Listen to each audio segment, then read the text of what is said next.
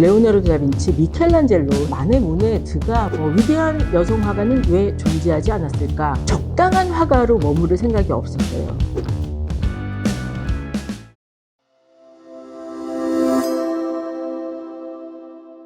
안녕하십니까? 저는 미술평론가이자 큐레이터로 활동하고 있는 이윤희라고 합니다.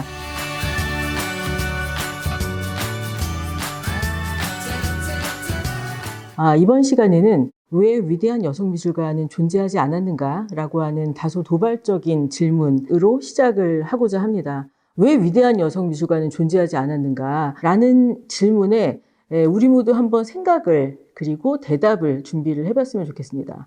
위대한 남성 미술가는 사실은 그다지 애쓰지 않아도 줄줄 머릿속에 떠오릅니다. 레오나르도 다빈치, 미켈란젤로, 라파엘로, 마네, 모네, 드가, 르누아르, 더 할까요?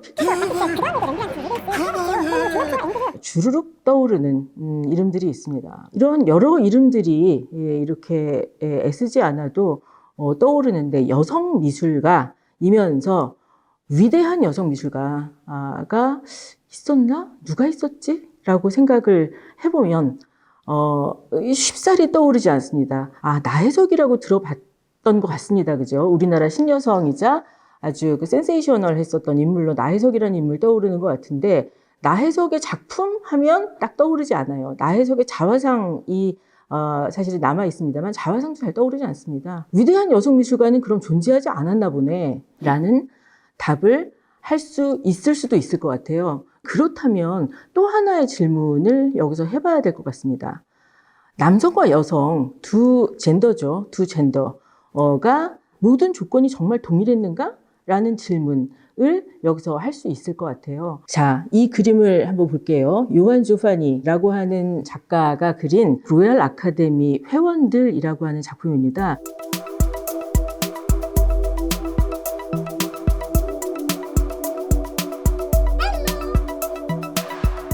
이 그림이 그려지게 된 배경은 일종의 졸업사진 같은 거라고 보시면 되거든요. 집단 초상화라고 이야기를 하는데, 이 집단 초상화라고 하는 건 뭐냐면은 기념화라고 볼 수가 있어요. 이를테면 오늘날 초등학교, 중고등학교, 그다음에 대학교 졸업을 하시면서 반사진 찍고 전교생들 사진 찍고 하시는 것처럼 그 시절을 같이 보낸 사람들이 같이 사진을 찍는 대신에 이렇게 집단 초상화를 그리는데, 문제는 뭐냐 하면 1772년 당시에 남성 회원들과 더불어서 여성 회원이 2명이 더 있었어요. 오른쪽 벽면에 보시면 2점의 그림이 있습니다. 장방형의 정면을 보이고 있는 여성 인물은 앙겔리카 카우프만이고요. 동그란 화면에 측면을 보이고 있는 여성은 메리 모저입니다. 2명의 여성이 있었는데도 남성 누드를 관찰하고 토론하는 클래스에는 참여하지 못했다라고 하는 것을 이 그림이 증명을 해주고 있는 것입니다.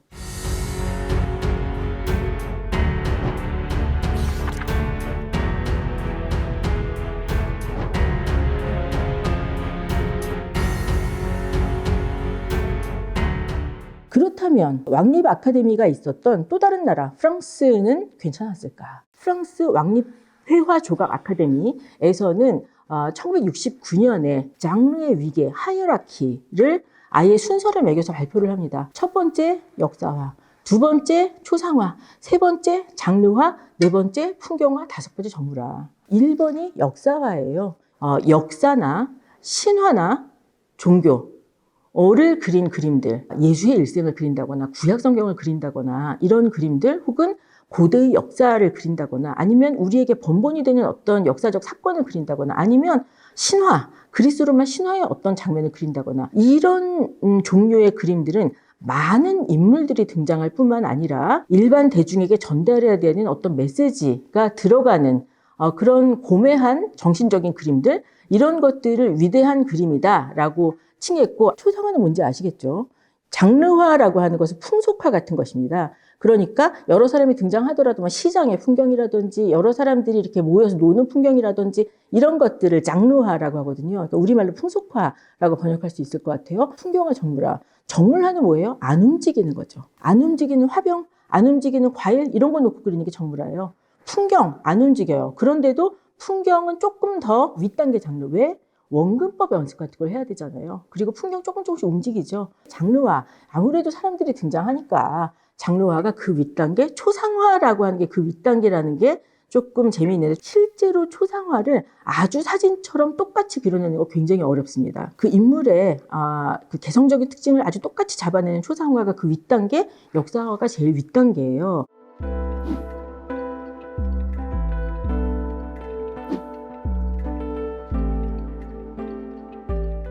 이 동시대에 활동했었던 자크 루이 다비드는 역사화가로 굉장히 유명한 사람이죠. 이분은 이렇게 이야기를 합니다. 예술가에게 주어지는 보상이라고 하는 것은 여성들에게는 위험할 수밖에 없다. 예술이 요구하는 길고 험난한 연구의 과정이라고 하는 것은 여성이 가져야 되는 겸손한 미덕, 얌전해야 된다는 거죠. 그런 미덕과 양립할 수 없다는 것이에요. 그러니까 여성이 이를테면 남성의 누드도 그리고 여성의 누드도 그리고 여기저기 가서 여러 가지 경험을 하고 공부도 하고 학식도 얻어서 추상적이고 아주 중요한 메시지를 담은 역사화를 그린다. 여성 화가로서 야심을 가진다라고 하는 것은 여성으로서 가져야 되는 도덕률에 합당하지 않다라고 이 자크 루이 다비드가 얘기를 했던 것이죠. 그러니까 우리가 여기서 결론적으로 이 프랑스 아카데미와 영국 아카데미를 들여다보았을 때 뭐를 알 수가 있나요? 위대한 그림이라고 하는 것은 그냥 그려서 위대한 그림을 그릴 수가 있는 게 아니고 어떤 제도에 의해서 인정을 받아야 됐던 것이에요. 이를테면 정무라 아무리 열심히 그려서 아무리 위대하게 그리더라도 그 위대한 장르는 따로 있었다는 것이죠. 그 위대한 장르를 그리기 위해서는 먼저 어떤 종류의 학습을 했어야 됐었습니다. 누드화를 그리는 학습을 했었어야 됐어요. 그런데 그런 기회가 프랑스 아카데미, 영국 아카데미에서도 여성에게는 그런 기회가 주어지지 않았고 계속해서 여성의 미덕에 옳지 않다, 이것은 여성이 왜 자꾸 남성의 영역을 넘보느냐라고 하는 비난의 질문을 하게 돼요. 조건이 동일하지 않았다라는 얘기를 할 수가 있는 것이죠. 예술의 아주 그 치열한 정점에까지 다가가고자 했던 여성 화가들조차도 그 영역을 넘나들었을 때는 비난을 받을 수밖에 없었다라는 이야기를 할 수가 있겠습니다. 맨 처음의 그림으로 다시 돌아가 보시면 이 수업이 다시 무엇이었는가를 생각을 해보시죠. 이 수업은 남성의 나체를 그리는 수업이었어요. 그런데 이 수업에서 저 두 명의 여성, 분명히 1772년에 아카데미 회원이었었던 두 명의 여성은 이 수업에서 배제가 되었습니다. 남성의 누드를 관찰하는 데 있어서 이 여성들은 왜 배제가 되었을까요? 왜? 그것을 무엇이라고 설명하는가 하면 여성들이 남성의 누드를 바라보는 것은 여성의 불필요한 욕망을 자극해서 여성들에게 음심을 품게 할 수 있다라고 하는 어떤 패컬티의 판단에 따라 가지고 이 여성들이 배제가 되거든요. 그런데 제가 좀 전에 말씀드렸던 위대한 그림을 그리기 위한 조건이라고 하는 것은 역사화, 신화화, 종교화를 그리는 것이었잖아요. 그것들은 인체가 자유자재로 움직이면서 인체의 움직임으로 이야기를 만들어 나가야 되는 것이거든요. 서사를 만들어 나가야 되는 것입니다. 예를 들면 너무도 괴로워하면서 머리에다 손을 얹어요. 머리에 손을 얹으면서 고개를 푹 숙이고 있습니다. 그렇다고 했을 때 그 다리와 손과 머리와 이 모든 근육의 어떤 모양, 이런 것들을 옷 입은 상태에서 물론 볼 수도 있겠지만 더 정확하게는 남성의 누드 그리고 여성의 누드, 이런 모습을 그대로 실제적으로 관찰하면서 이 신체의 모든 움직임에 대해서 통달해야 여러 사람이 등장해서 이야기를 만들어 나가는 그림을 그릴 수가 있다라고 하는 것이 기본 대전제였던 것이에요. 누드 모델을 사서 연습을 하는 것 자체가 굉장히 어려운 일이었기 때문에 이렇게 로얄 아카데미 회원들도 다 같이 둘러앉아서 두 명의 남성 누드 모델을 두고 이야기를 하는 것인데 이 수업에서 두 분 다 배제가 되었다는 것이에요. 앙겔리카 카우프만과 메리 모저가.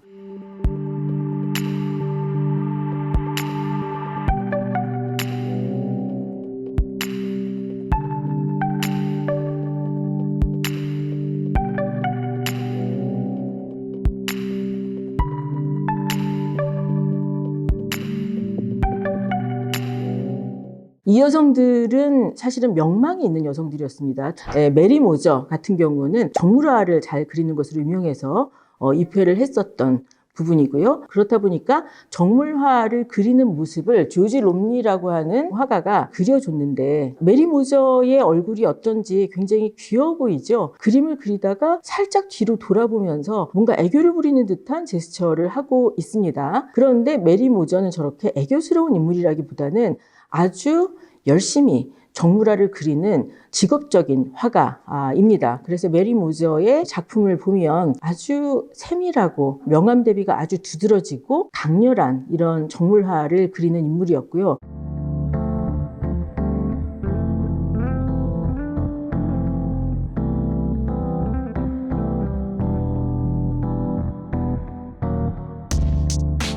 네모난 초상화에 있었던 인물은 앙겔리카 카우프만인데, 이분이 이제 우리가 좀 자세히 들여다봐야 될 분이기는 합니다. 앙겔리카 카우프만은 스위스 출생이에요. 아버지가 스위스의 이제 프레스코 화가였습니다. 프레스코 화라고 하는 것은 캔버스에 그리는 것이 아니라 벽면에 그리는 것이기 때문에 유럽 여러 나라를 돌아다니면서 아버지의 조수를 하면서 그림을 배우고 여러 나라를 여행할 기회를 앙겔리카 카우프만은 얻을 수가 있겠죠. 그러면서 카우프만은 4개국어를 할 수 있었고, 4개국어를 그냥 하는 것이 아니라 무려 아주 능통하게 굉장히 똑똑한 여성이라고 볼 수 있겠죠. 앙겔리카 카우프만의 자화상 보실까요? 자화상을 보시면 미네르바 흉상과 더불어 있는 자화상인데요. 미네르바라고 하는 것은 지혜와 과학과 예술과 그리고 군사의 여신이지요. 이때가 말하자면 신고전주의가 부흥하던 때였기 때문에 과거 그리스 로마적인 것, 고대적인 것이 새로운 예술의 캐논으로 등장을 하던 때였거든요. 그렇기 때문에 앙겔리카 카우프만은 내가 여러 나라를 돌아다니면서 특정한 스승 없이 아버지 밑에서 그림을 공부하긴 했지만, 그럼에도 불구하고 나의 바탕은 고대 그리스 로마적인 것에 아주 탄탄하게 발을 딛고 있다라고 하는 정통성에 대한 스스로의 어떤 자아상이라고 하는 것을 보여주는 자화상이라고 볼 수가 있겠습니다. 아주 재밌는 자화상 하나 더 보여드릴게요. 음악과 회화 사이에서 망설이는 자화상이 있습니다. 앙겔리카 카우프만은 노래를 아주 잘했었다고 합니다. 그래서 내가 가수를 해야 될 것인가 아니면 화가를 해야 될 것인가 자신의 장래를 두고 오래 고민을 할 정도로 여러 가지 다방면의 예술에 재능이 뛰어났었던 인물이거든요. 카우프만은 여기서 하얀 드레스를 입고 있는 가운데 있는 여성입니다. 그리고 양쪽에 있는 여성은 알레고리카라는 인물들이에요. 그러니까 실제로 존재하는 인물들이 아니라 한쪽은 음악의 화신 정도로 생각하시면 되겠어요. 한쪽은 회화의 화신이라고 생각하시면 되겠습니다. 그래서 음악의 알레고리 인물은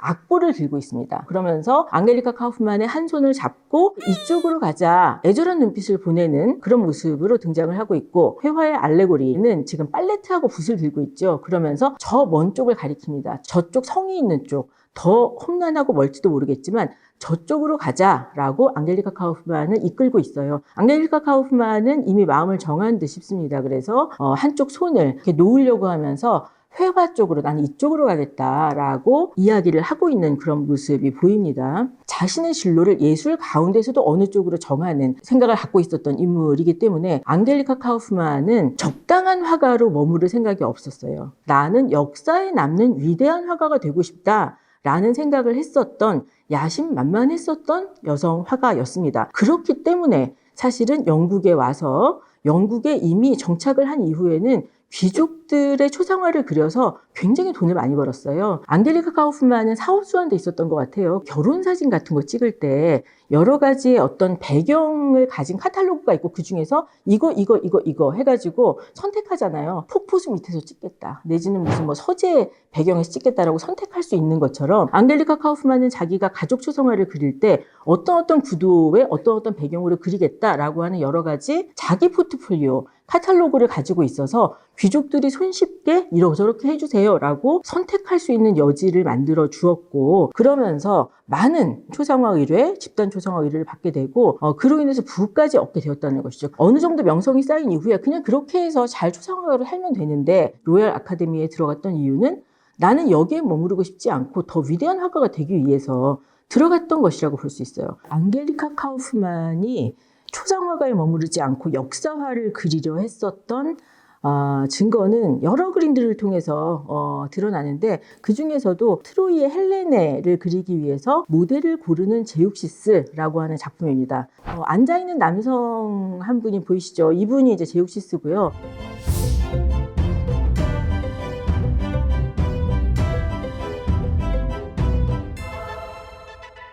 제육시스가 크로톤 섬으로부터 트로이의 헬레네를 그려달라라고 하는 의뢰를 받아요. 트로이의 헬레네라고 하면 그야말로 세기의 미녀, 이 미녀를 차지하고자 전쟁이 일어났다라고 해도 과언이 아닌 그 여성을 그려달라라고 하는 주문을 받고 헬레네를 그리기 위해서 소문난 크로톤의 아름답다는 소녀들을 다 모아서 그중에서 5명의 미녀를 엄선해서 지금 아주 꼼꼼하게 들여다보고 있습니다. 제육시스는 앉아서 한 명의 여성을 얼마나 아름다운가를 보고 있는데, 앙겔리카 카우프만은 이 그림을 어떻게 해석을 해서 그린 것인가 하면, 제육시스가 모델을 고르고 있는 와중에 한 사람은 지금 신자가 끝났어요. 그러면서 캔버스 쪽으로 바짝 붙어있는 여성이 하면 보이지요. 그 여성이 제육시스를 바라보면서 테이블에 있는 붓을 들어보고 있습니다. 이 여성은 사실은 앙겔리카 카우프만의 자화상하고 아주 닮아 있어요. 닮아 있고, 앙겔리카 카우프만이 자기도 제육시스의 말하자면 후계자다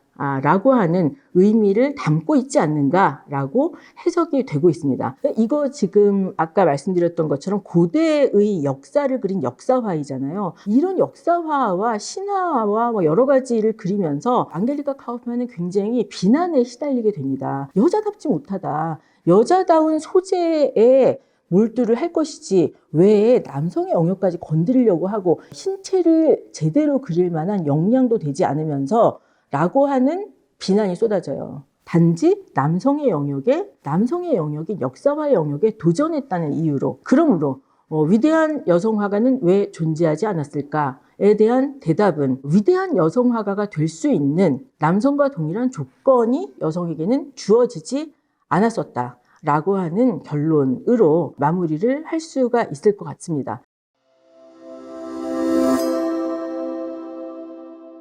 저희 성남문화재단의 아카데미에서는 성인들을 위한 그리고 아동들을 위한 다양한 프로그램들을 갖추고 있어서 홈페이지에서 확인하실 수도 있고 여러 가지 방법으로 참여하실 수가 있습니다. 여기까지 저는 이윤이었습니다. 감사합니다.